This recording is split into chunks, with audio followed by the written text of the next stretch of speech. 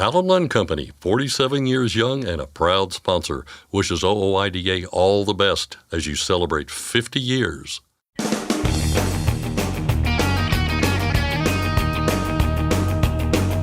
OOIDA, representing America's truckers since 1973, presents Landline Now with your host, Mark Redding. It's the 227th birthday of the state of Tennessee, and this is Landline Now. Development continues on the new PC-12 engine oil category. Landline Now's Ashley Blackford recently spoke with the American Petroleum Institute about where they're at in the process and what consumers can expect from this new category of oil. The National Highway Traffic Safety Administration has taken a big step toward a rule to require automatic emergency braking on passenger cars and light trucks. I'll cover that, plus an investigation by the same agency into that very technology with OOIDA Director of Federal Affairs, Jay Grimes. And finally, Marty Ellis has been running into more drivers who are being paid through a 1099 even when they don't own the truck they're driving, and the arrangement raises some real questions about pay, legality, and taxes, among other problems. I'll talk with the man who drives the spirit of the American trucker. But first, today's headlines. We'll tell you why saliva testing still isn't an option for carriers despite a new rule being in effect. Julie Su's nomination for Labor Secretary re-enters the spotlight next week. And the trash can breaking world records. And now, the news with Scott Thompson. Thanks, Mark. Our top story today, a new rule that adds saliva testing to the USDOT's authorized list is now in effect, but also not really. A final rule went into effect on June 1st, giving carriers the option to test for illegal drugs using saliva. But the Department of Health and Human Services has yet to certify laboratories to do the oral fluid testing, which means the rule isn't in full effect. There is no timetable for such a move, so until that announcement is made, carriers will have to stick with the only current form of testing, urinalysis. There are currently about 20 labs in the Drug and Alcohol Clearinghouse's approved list for that. Once 2 labs are approved by HHS for saliva testing, employers will get to choose which method they prefer. USDOT officials have been touting the benefits of saliva testing. They say it should combat employee cheating on urine tests, provide a less intrusive means of collecting samples, and cut down on costs, since oral fluid testing costs about $10 to $20 less than urine testing. The acting Secretary of Labor will appear before a House committee next week amid ongoing questions about her nomination for the permanent gig. Julie Su has been called to testify before the Education and the Workforce Committee on June 7th to talk about the Labor Department's policies and priorities. Su's nomination passed out of the Senate Labor Committee more than a month ago, but just barely. The full Senate has yet to take up her bid, and with all GOP senators expected to oppose her, Su cannot afford to lose any votes from senators who caucus with Democrats. Knowing this, groups like the Owner-Operator Independent Drivers Association have called on members to speak out, targeting the 3 senators who are reportedly on the fence when it comes to Su, Democrats Joe Manchin and John Tester, and Independent Kristen Sinema. The concerns about Julie Su are wide-ranging. OIDA has issues with her time as Labor Commissioner of California when she implemented the controversial AB5 worker classification law. It's an issue Su tried to deflect during her confirmation hearing in April. She said she was merely following orders at the time. But U.S. Representative Kevin Kiley, who served in the California Assembly while Su was commissioner and currently serves on the committee Su will testify before next week, told Landline recently he's not buying the narrative. The fact that they would try to dissociate her from it in order to get her confirmation through. And that sort of in and of itself should be like case closed when it comes to the efforts that are ongoing right now to implement AB5 on a national level. But when it comes to her sort of actual defense, that is completely disingenuous. She's been called an architect of AB5. The Washington Post called her that. She's on the record after the law was signed, before it went into effect, enthusiastically talking about how she was going to try to aggressively enforce the law in order to make its impact as broadly felt as possible. She said she was going to do audits and investigations. Other groups point to her mismanagement of unemployment benefits, while others, like the International Franchise Association, worry that Su might crack down on the franchise model if confirmed as Labor Secretary. California has moved one step closer to banning completely driverless trucks from state roadways. The California State Assembly approving a bill by a count of 54-3 that would require a safety driver to be in the cab of an automated commercial truck at all times. The legislation applies to autonomous vehicles over 10,000 pounds. It now heads to the Senate. Charges have been filed in connection with a deadly crash that happened in Oregon a couple of weeks ago. Clayton Smith was behind the wheel of a tractor-trailer on Interstate 5 near Albany when it collided with a passenger van. 7 people inside that van were killed. Smith was indicted this week on 13 charges, including 7 counts of manslaughter. Authorities say he was under the influence of a controlled substance at the time of the crash. A deputy district attorney in Oregon says Smith had at least 17 arrests in California before last month's crash and 9 previous convictions. The former owner of an Ohio trucking company has been indicted by a grand jury on multiple charges. Gurtej Singh was the owner of Bular Transport Group and former manager at Cargo Solution Express, or CSE. He's accused of conspiring with others who own and operate several motor carrier companies to steal cargo from interstate shipments that were supposed to be delivered to Amazon and Bath & Body Works. Federal prosecutors allege that Singh directed CSE drivers to stop at the CSE warehouse in Columbus, Ohio, so employees could steal cargo from their trucks. The employees allegedly got into the trailers by removing locking mechanisms on the trailer doors to make it look like the trailer doors were never opened during transport. Singh is also accused of submitting a falsified application for Motor Carrier Authority to the Federal Motor Carrier Safety Administration. He faces 1 count of conspiracy to steal from interstate shipments, 2 counts of stealing from an interstate shipment, and 1 count of making a false statement. A big long-term construction project just outside of Minneapolis just got started, and it'll be a while before it's finished. Crews have started work on $377 million in improvements to Interstate 494 between Adena and Bloomington. Easy pass lanes will be added, a new flyover ramp built, and bridges will be replaced and widened. The project is scheduled for completion by the fall of 2026. The Minnesota DOT says drivers can't expect delays until then. Detours will be posted during every phase of the project, but officials are recommending people take highways 100, 62, and 77. Aero Truck Sales is ending sales operations at 3 of its branches in Texas. In a news release, the company said the locations in Dallas, Houston, and San Antonio will still offer support services to customers, but it will no longer be making sales after August 31st. All other Aero branches in the United States and Canada will continue operations business as usual. Aero says the move in Texas is due to state regulations that prohibit motor vehicle manufacturers from operating as a motor vehicle selling dealership. Aero, a subsidiary of the Volvo Group, is classified in the state of Texas as a manufacturer and is therefore affected by the regulation. And finally, the story of a record-breaking motorized trash can. Yes, you heard that right. UPI reports that a British engineer recently broke a world record when he took his motorized trash can up to speeds of 55 miles an hour. Michael Wallhead said he bought the wheeled trash can from Facebook Marketplace for about $25 and then proceeded to make about $900 worth of modifications. They include a Suzuki GP 125 two-stroke engine, magnesium go-kart wheels, a rear axle, a 5-gear box, a chassis, a steering damper, and an extra wheel at the front. Wallhead took the trash can for a spin at an airfield in England recently, where he was clocked at an average speed of just under 55 miles an hour. That would beat the previous record by a full 10 miles an hour. Wallhead sent in evidence of the feat to Guinness World Records. He expects to find out whether he's officially a world record holder in a few weeks. That's Landline Now News for today. I'm Scott Thompson. Thanks, Scott. Next, Ashley Blackford discusses a new engine oil category with Jeff Harmoning of the American Petroleum Institute. I'll cover a move toward requiring AEB with OOIDA's Jay Grimes, and we'll hear about drivers being paid through 1099s from Spirit driver Marty Ellis. We'll be right back. I'm Mark Reddick, and this is Landline Now. Firestone tires are for more of everything. More miles for every tire dollar, and more confidence in your fleet.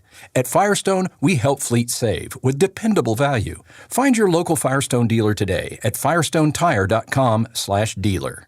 Every make, every model, in every corner of the country. Technical smarts and quality parts. That's how we roll. Bring your rig into TA Truck Service.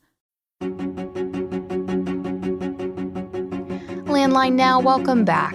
Every few years, when advancements in diesel engines are made or new mandates on things like emission reduction have dictated changes to diesel engines, a new formula of oil is required. In 2021, the American Petroleum Institute approved a new category of engine oil that is called Proposed Category 12 or PC12. Jeff Harmoning is with API. Jeff, let's start off by talking about the development process. What stage are you at? Yes, so we are still in the development phase of the new category test development process. So you'll recall we got the request from the engine manufacturers back in, I guess that would have been 21, and a request coming into API from the EMA initiates what we call the DEOAP, which stands for Diesel Engine Oil Advisory Panel. That's a panel that's co-chaired by the oil side and the auto side. So the EMA and the API will each submit a chair. And they had 6 months to review the request, determine its feasibility, et cetera. So we've obviously passed through all that. And there was an official vote to begin to develop the category. And that's what we've been doing since that time. Now, we started the category development process, actually began at the beginning of last year. So think first quarter of 2022.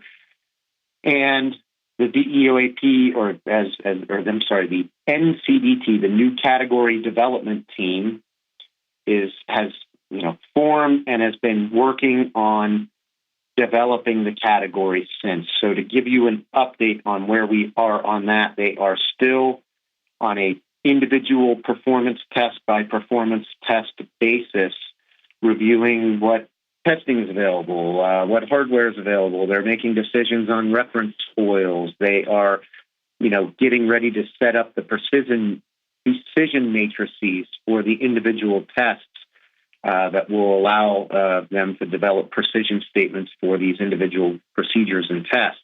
So they're still in the throes of that. This part of development is obviously the part that the longest and most difficult part.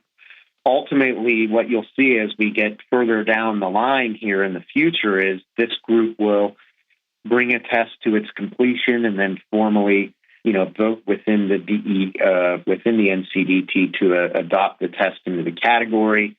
And really, they'll do that on a test-per-test basis. Once they believe all the tests are ready, they will provide back to the DEOAP, the Diesel Engine Oil Advisory Panel, the co-chaired one, their recommendation that the category has been sufficiently developed. Now, that's going to happen further down the line. If you'll recall, we've been asked to first begin licensing against these engine oils in the beginning of 2027, corresponding to the EPA regs for model year 2027. So what that ultimately means is the category has to be fully developed roughly a year or more before that, because API processes also include a technical demonstration period and a mandatory waiting period to allow everybody to begin to formulate products meeting the new performance levels and things of that nature to make it a level playing field. So there will be ultimately what that means is if a category is due in January of 2027, we're going to be done with most of the work in January 2026, or we better be. Otherwise, we'll be behind. So that's ultimately where we're at now. We have not formally adopted any of the tests into the category yet because we're still working on the laboratory side, evaluating the test, trying to figure out how big the precision matrix needs to be, how many labs are going to participate in it, how many tests need to be run at each lab, and this is where the statisticians really play a big part, is putting together the relevant and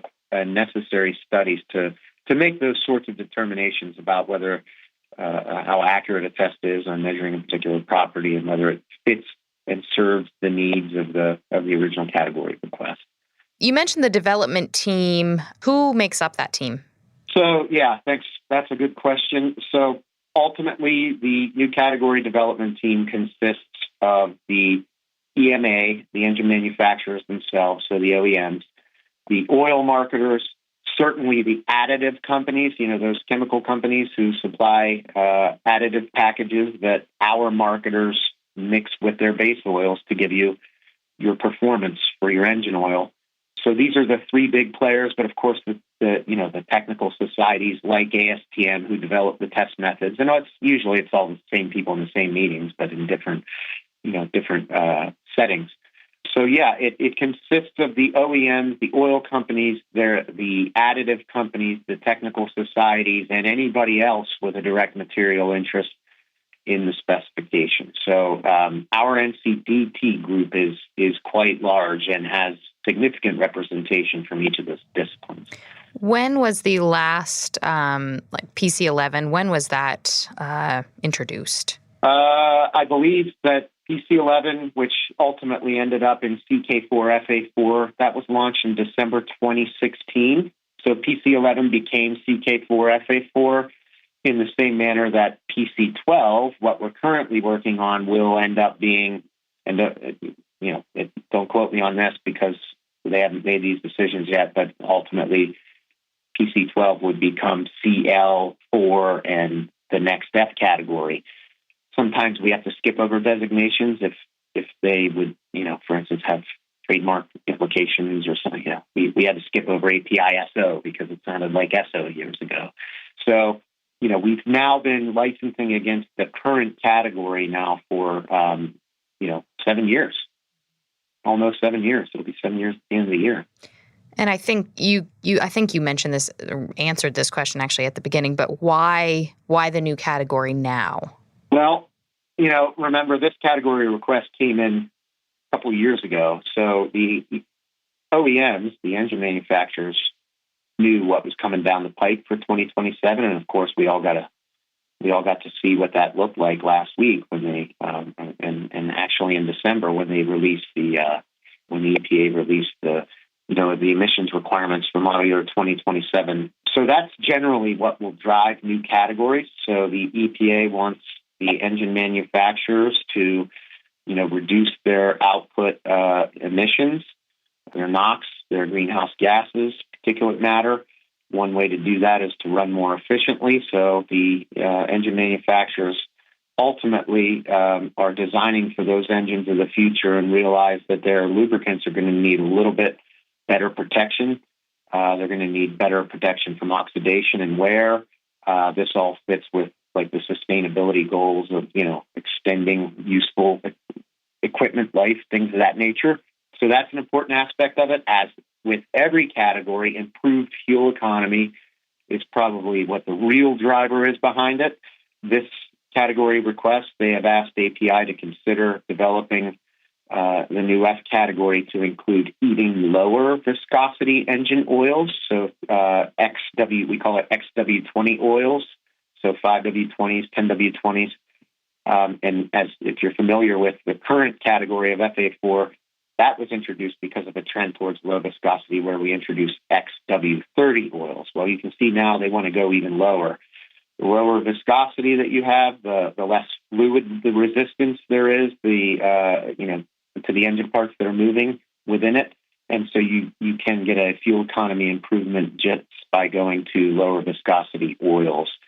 So these were some of the main drivers. But the other big thing that came out in December, of course, with the EPA ruling was that, the OEMs are going to be on the hook for extending their warranties and their service intervals on and useful life of the emissions treatment, the stuff that's downstream of the engine. So there are certain parts of the engine oil formulating that have to be taken into consideration to provide additional longer protection for after treatment systems as well. So really, new categories these days seem to be going along the lines with what is the next,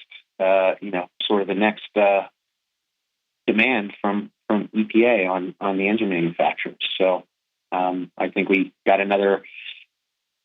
even more information announced last week on the heavy duty side that will, may also influence this. So. Now, will PC12 have subcategories? I think you mentioned this. There will be forward and backward compatible.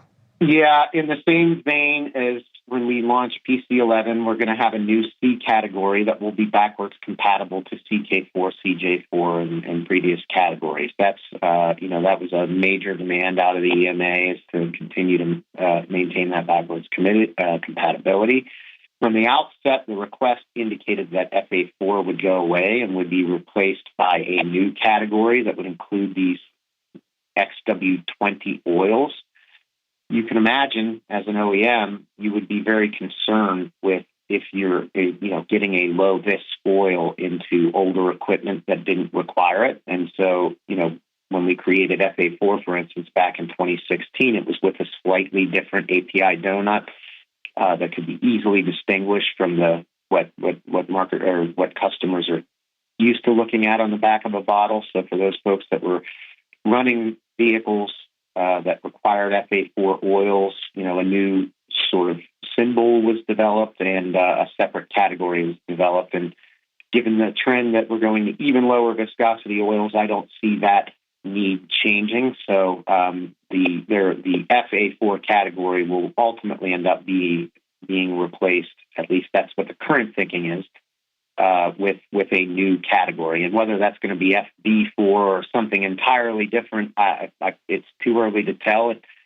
But at the moment, that was planned, and the additional request was to have two separate categories, one for the traditional backwards compatibility factor, and the other for these new vehicles that we'll expect to see in 2027 and beyond. They're going to require these 5W20s or 10W20 type oils.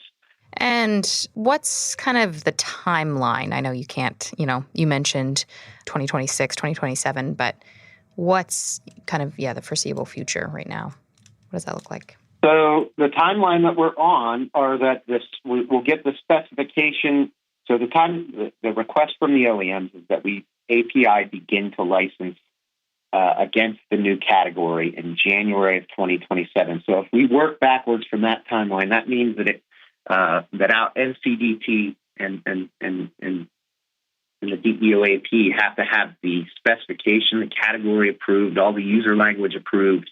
All of that will need to be done at least, I think, a year beforehand, unless the group collectively makes decisions otherwise by January of 2026. So in other words, all of the tests have to be decided on. The precision of those tests have to be determined. Base DOI-DGRA, which is lingo for using base oil interchange or viscosity grade read across principles to reduce the number of oils that actually need to be run in these performance tests.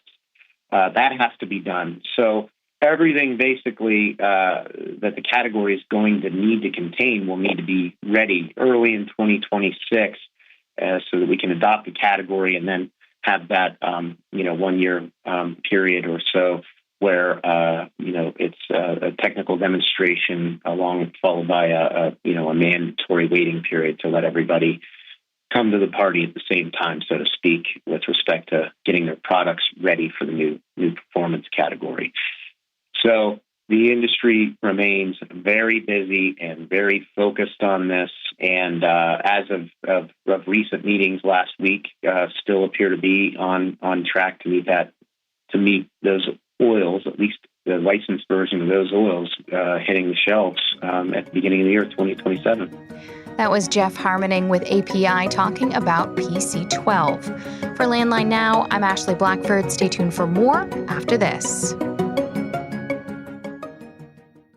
You trust PrePass for more bypasses? Now let PrePass help with tolls. PrePass toll service means lower cost, one invoice for all tolls, and fewer violations. Created by truckers for truckers. Call 877-878-5970 or go to prepass.com. Attention all truckers, Dean Michael, the tax doctor here. I want to talk to you about those dreaded tax problems. I know you want to keep on trucking and not even think about them, but let's face it, they're not going away all on their own. You need professional help. I've been helping truckers put their tax problems in the rearview mirror for years. I can help you too. Call me now for a free consultation at 888-557-4020 or go to mytaxhelpmd.com. It's like I always say, keep your eyes on the road, I'll keep mine on the IRS. 888-557-4020.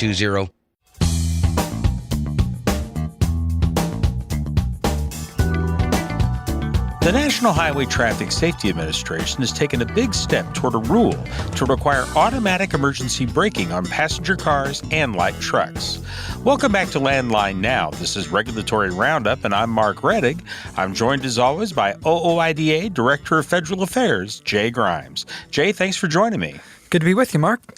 Well, glad to have you here. Now, this involves a notice of proposed rulemaking, and I know we talk about this all the time, but I feel like sometimes we need to go back and explain to people what exactly that means. Can you explain in layman's terms what a notice of proposed rulemaking is? Yeah, notice of proposed rulemaking is basically an agency or executive department's proposed rule, and it's one step in a long regulatory rulemaking process, but it's a fairly significant one. It's a sign that they've done a lot of the background work and the research, and they've putting out some proposals. And the notice of proposed rulemaking will have to go through a public comment period, and then the agency will review all the public comments, and then eventually we'll put out a final rulemaking after the notice of proposed rulemaking. So a significant step, but not a final rule quite yet. And of course, we've got this significant step applying here to automatic emergency braking. What does this notice specifically propose? Yes, so this is a rulemaking for a mandate of automatic emergency braking technology on light-duty vehicles, passenger cars, and light trucks, and basically sets out an implementation period and a testing process where once a final rule has been published, about 3 or 4 years after that, pretty much any new vehicle manufactured is going to have AEB technology on it. And this rulemaking was required in the big 2021 Infrastructure Investment and Jobs Act and was kind of one part of a two-step phase. They've got this rule for light-duty vehicles, and at the same time, NHTSA is also working on a rulemaking that will apply for heavy-duty vehicles and commercial trucks. And we do want to get back to that here in a few minutes. What is the reasoning behind doing this? I mean, what do they calculate is going to result should a rule for this go into effect? Improved highway safety, reducing crashes and fatalities, especially on the AEB technology, really focusing on reducing pedestrian deaths involved in motor vehicle accidents. And this is a technology that, NHTSA has researched and studied for a long time. I believe back in 2016, a lot of the automakers and manufacturers engaged in a kind of voluntary effort to equip a lot of the light-duty vehicles with AEB technology. And NHTSA said yesterday that about pretty much 90% of the light-duty vehicles right now come with this technology in some form or fashion. This rulemaking is certainly going to up that number and also improve upon the technology that will be mandated. At least that's the hope. And they've kind of set out different testing requirements that the vehicles will have to meet. And one of the concerns that we've seen in studies is AEB performance in dark conditions and at night. And NHTSA in this rulemaking did put in a provision that the testing would have to meet certain requirements in dark conditions and in non-daylight conditions. So latest rulemaking here on the light-duty side, really taking the technology that's already on a lot of the new cars, improving upon it and pushing that 90% up to 100%. Now, at the same time that this is happening, the same agency, the National Highway Traffic Safety Administration, has launched an investigation into automatic emergency braking. Jay, what are the specifics of this investigation? What vehicles, what kind of problems are they looking at? Yeah, so this is moving back to the heavy-duty side and an investigation of a series of complaints involving AEBs on Freightliner, Cascadia, and Western Star 5700 trucks. And I think there is a difference in how far the AEB technology is along on the light-duty side versus the commercial side. And NHTSA said that the AEB systems on these trucks may inaccurately identify an object and command the vehicle to stop unexpectedly and resulting in a hazard to other motorists. NHTSA says there's been 18 complaints filed to the agency already, resulting in this preliminary evaluation and leading to this investigation. The investigation is going to include 250,000 Daimler trucks equipped with AEB systems. And, really Daimler is being cooperative so far.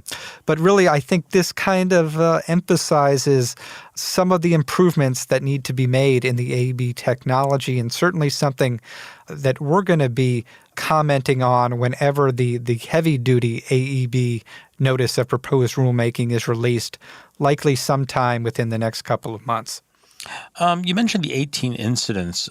What was the nature of those incidents? What sort of complaints have spurred this investigation? Yeah, really taking control out of the driver's hands, false alarms, and that really echoes some of the complaints we hear from drivers about the AEB systems, is that the alert sounds not working when they're supposed to really create hazards when drivers are operating on the road, especially on the commercial vehicle side. That's one of the things we're going to be mentioning, and it was interesting to see the timeline for the light-duty vehicle rulemaking to be pretty far out, with 3 to 4 years after the final rulemaking, which is going to take at least another year to get out the road. So we know there's a lot of improvements on the commercial side that need to be made for some of this AEB technology before it's mandated on all the new trucks. And based on the rule we saw yesterday, I think NHTSA knows what they need to work on and is going to ensure that any new commercial truck 5-6 years down the line, whenever this thing finally goes into effect, that the new trucks are going to be thoroughly tested to meet all the working conditions and all the problems that we've seen pop up over the last decade or so. Okay. Well, with all this going on, the White House has taken action on its nominee to head the National Highway Traffic Safety Administration because there wasn't quite enough going on there in that agency. Who is this nominee and what do we know about her? Yeah, and this is kind of an ongoing saga with the NHTSA administrator, and we've only really had a short period of time where her predecessor, Dr. Stephen Cliff, had gone through this 2-year process, finally got confirmed, and then a couple months later decided he was going to leave the agency. And once he left as administrator, the administration nominated the NHTSA chief counsel, Ann Carlson, for the position.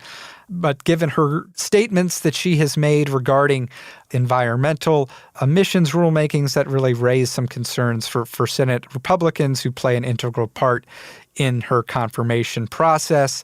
And this week, Ms. Carlson withdrew her nomination for NHTSA administrator. So we're kind of back at square one in terms of having a person in place at the head of the agency who can certainly assist in getting through all the bureaucracy that some of these rulemakings do require. So going to kind of wait and see who the administration appoints to kind of fill the vacancy. But once again, NHTSA is without an administrator or acting administrator in place for the time being.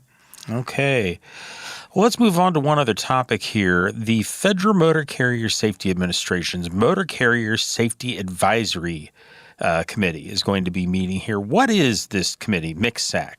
Explain for folks kind of in layman's terms what this committee is and what it does. Right. This is an advisory council made up of different representatives across the trucking industry, whether it's motor carriers, trade associations, safety advocates, labor groups, law enforcement, that come together, meet once or twice a year to discuss current rules and rulemakings that are kind of under consideration with DOT and FMCSA, and provide recommendations on plans and approaches and accomplishments of motor carrier safety programs that have been implemented by FMCSA. And they've announced that the next meeting is going to take place next week. on Tuesday, June the 6th, and Wednesday, June the 7th. The meeting's going to be held via teleconference, and I think it's the first meeting in over a year now, so good opportunity for the group to come together and kind of give some advice and feedback on some of the issues that DOT and FMCSA are working on. I'm wondering what's on their agenda here, Jay. Yeah, so they've got 4 items on the agenda. A lot of this is getting some updates and reports from the various DOT agencies. A briefing from NHTSA and FMCSA concerning the most recent traffic safety data in general and commercial motor vehicle crash data. Certainly the trends and the reports that you see coming out from NHTSA continue to go in the wrong direction. We're also going to hear a briefing about the FMCSA's updated large truck crash causal factors study plan and the objectives of that study. This, again, was another provision in the 2021 highway bill, and FMCSA is in the very early initial stages of setting up that study. And once they do, it's going to be a multi-year program, again, looking at large truck crashes. We're also going to hear about DOT's National Roadway Safety Strategy, including an update from earlier this year. And this is basically this administration's and the Department of Transportation's kind of all-encompassing strategy to reduce all highway crashes. And they've got a couple different objectives there when it comes to safer vehicles, safer speeds, safer drivers. So we're going to hear what FMCSA and DOT are working on. And then lastly, a briefing on DOT's strategic plan, as well as FMCSA's current strategic plan. And they're going to give the advisory council some new tasks in advising FMCSA's efforts to prepare a new strategic plan beginning in 2024. I want to go back to one of those, the large truck crash causal factors study. And this is something that's been controversial over time. Can you explain what the concerns have been over that study in the past? Right. So this is a study that FMCSA did initially back about 15, 20 years ago. The way the study was really set up and what it analyzed was not accomplishing the goals of the study, which was really to figure out what are the factors that are directly leading to large truck crashes. It looked at a whole lot of different variables, but a lot of those had no connection to what actually caused the crash. And we want to make sure that the next time they go about it in a couple years here is going to have the right objectives, have the right study plan in place so that whenever the study is completed, we can make some actual improvements to highway safety and implement some more beneficial programs to reduce truck crashes. Okay. Well, Jay, we're running a little bit short on time here, but I want to thank you very much for all the information. Very helpful, and take care. Sure thing, Mark. I've been talking with OOIDA's Director of Federal Affairs, Jay Grimes. And folks, as these things come up and you have an opportunity to comment, you can find information on how to do that at the website fightingfortruckers.com. And we always encourage you to call your members of Congress and discuss these important issues. The number to do that is 202-224-3121. I'm Mark Reddick, and this is Landline Now. Today's rising costs affect everyone. Replace your harmonic damper with a genuine VibraTech TVD viscous damper to prevent costly repairs and downtime. Keep your money in your pocket and your truck on the road with VibraTech TVD. Recommended replacement at 500,000 miles or 15,000 hours. Since you started, what you've loved about trucking is the freedom.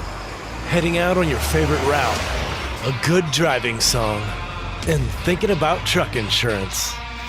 Well, maybe not that last one. That's why we're here. At OOIDA, we have a full range of truck insurance products, expert advice, and great customer service, helping you get the right coverage for your operation. Go to OOIDA.com, because your job is to drive. Our job is to help with everything else. It's tested and proven. Burn 2.1% less fuel when you balance all wheel ends with Centromatic. Call 800-523-8473 to get the OOIDA discount. Landline now. Welcome back. Every week we check in with Marty Ellis, who drives OOIDA's tour truck, the Spirit of the American Trucker. Marty has been running into more drivers who are being paid through a 1099, even when they don't own the truck they're driving. And the arrangement raises some real questions about pay, legality, and taxes, among other problems. I talked with Marty about that and about whether there really is such a thing as a zero-emission vehicle. Carolina west to Denver, up to Bangor, west to Austin, coast to coast, sea to sea, sail on, sail on. Marty, how are you doing? I am lovely, Mark, and you? I'm doing fine. Where are you at today? I am at the TA in Tooele, Utah, just west of Salt Lake. It's on I-80 and exit 99. They have 191 parking spots, and they don't have a sit-down restaurant, but they do have a Burger King and a Taco Bell Express. All right. Well, let's talk about some of the issues that are coming into the truck there, and one of them involves these drivers that are working on 1099s, and I assume here, Marty, the ones you're talking to are people that don't own the trucks but are still being paid with a 1099, right? Correct. Yep. Yeah, those. That's usually the case that they'll come in and talk to me about these things. One of the last ones, the gentleman asked if incorporating would help him and his taxes when he's paid on a 1099. And I did a little bit of research on there. I'm not a tax man, so make sure you talk to your tax guys. And but it doesn't appear that there's any big tax advantages as a 1099 driver. So but do make sure you talk to your tax people, because everybody's tax situation is different. But a lot of the guys get talked to about being a 1099 driver, and most of it is in the tax savings, and because you can write off your per diem that you can't right now as a regular company driver on a W-2. But there's so many things that go into this, and something just came up the other day that in my mind I had always thought about the health insurance, that you're not getting the no 401k, matching funds, those type of things. But I also didn't think about the lack of having the workman's comp in case something would happen to you while you were working.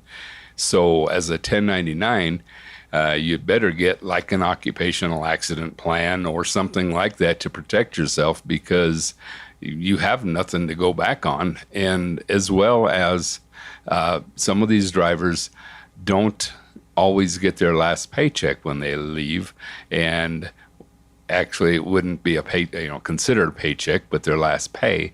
But there's so many things that you're leaving on the table and leaving yourself open for maybe some not so good carriers that may not do the right thing if something would happen, or maybe they're mad that you're leaving and they're finding different ways of not paying you your last pay. Yeah, and the whole thing with me is if you don't own the truck, I'm not even sure you should be on a 1099, because that to me sounds like a company driver, and that sounds like you ought to get a paycheck and a W-2. Yeah, and I think that's the way the IRS looks at it, but I'm finding more and more folks that are being paid on a 1099, and there's a big savings for the company. It's all not positive on the driver's side. I don't see a whole lot of negatives on the carrier side, other than if the IRS decided to go look into things, they may give that person a hard time as a carrier, and maybe there might be some fines involved. But one of the other things I'd heard is one of the drivers came in, he's being paid on a 1099, but he's also paying for the fuel for the truck. He's not paying for the truck. He's not buying the truck. It's not a lease. It's not a lease purchase. It's just a 1099 driver, but he's getting paid more of a percentage, of course, but he's paying for the fuel. So I guess I don't know how that all works out.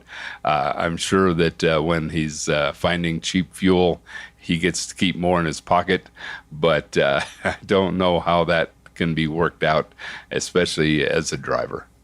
Yeah, that does not sound like a good deal to me. And it's one of those things where I think it may be time to find a different carrier to work for. I think so, too. Even though the freight is down, I think a good driver will always be able to find a position. So don't sell yourself short and don't think you have to settle. Well, let's talk about one of the other topics that's come in there. And one of them that has kind of fascinated me lately is this whole idea of zero-emission vehicles. And I guess you've been hearing from some truckers about that. What are they saying, Marty? Well, most of the drivers I talk to about it are pretty frustrated that they're using that terminology when most of us understand that while there may be no emissions coming out of a tailpipe, because there probably isn't one, but in reality, we're just transferring where those emissions are going to be from. And whether that's from a coal-fired power plant or natural gas power plant, there's just so many different ways that we can get power, and there's always some sort of emissions involved. And then, of course, then you have to start going into what the vehicle's made of, if it's total battery, where's that electricity coming from, how are the batteries being made, where are they purchasing those things that they're making the batteries with. So there's so many ways of looking at. We can't always pretend that, oh gosh, now we have a magic truck or a magic car and there's no emissions, when in reality, in most instances, we're just transferring where that pollution is going to be. And I think that's where most of the drivers that come in and talk to me about it get pretty aggravated that they're not telling the truth and not doing the full disclosure. Yeah, and of course there's other issues there too, is as you and I have talked about, Marty, is the fact that the grid is likely not capable of carrying the amount of current necessary to charge all those trucks if we were to switch to electric. It's just not out there. Yeah, it's not available yet, and I think that we kind of need to all step back and take a look at that, and very quickly. There's no reason why we can't fix our grid right now, and if you want to move in that battery direction, then let's do it after we get some of that lined up. But until then, it's almost just unthinkable for so many people out here. I'm kind of curious if you've actually seen or run into or talked to anyone who's driven one of these electric trucks, because I have not, I'll have to admit. Have you, Marty? No, I have yet to actually talk to somebody that's driven the electric trucks. I have talked to a few people that have driven the Teslas, so the cars, I should say, and they seem to like them, and I can see how that could be, and I would love to go drive one, and I'd even love to go drive an electric semi-truck just to kind of get a feel of it and see what it's all about, and maybe ask some of these questions on how it's built, what kind of usage, how far it can go, these type of things, and have that firsthand knowledge. There we go. Well, Marty, we're running short on time here. You have any final words before you go riding into the sunset? Hey, our next stop is at the Petro in Wells, Nevada. We'll be there the 4th and the 5th. But other than that, just guys take care of one another and give that guy next to you a break. Brothers of the highway, children of the wind. Once again, that was Marty Ellis, who drives OOIDA's tour truck, The Spirit of the American Trucker. You can find Marty's next stop on our show and every day at our website, landlinenow.com. That includes truck stops, truck shows, and other special events across the country. Again, find that at landlinenow.com. That's our show for today. Thank you for joining us, and we'll be back tomorrow with more. I'm Mark Reddick, and this is Landline Now.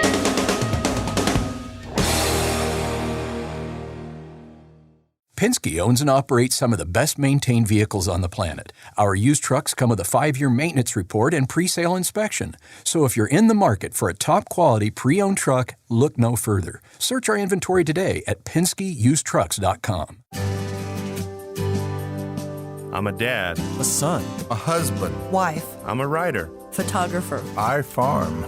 I'm a veteran. I love old cars, fishing, my kids, chrome, and I am a professional truck driver. And together we are OOIDA. OOIDA was founded by truckers to stand up and speak on behalf of truckers. We've done that by combining the individual voices of our members into a single, powerful voice. Protecting your interests, defending your rights. Join us! Make your voice heard. Join OOIDA, the Owner-Operator Independent Drivers Association. Call 1-800-444-5791 or visit OOIDA.com.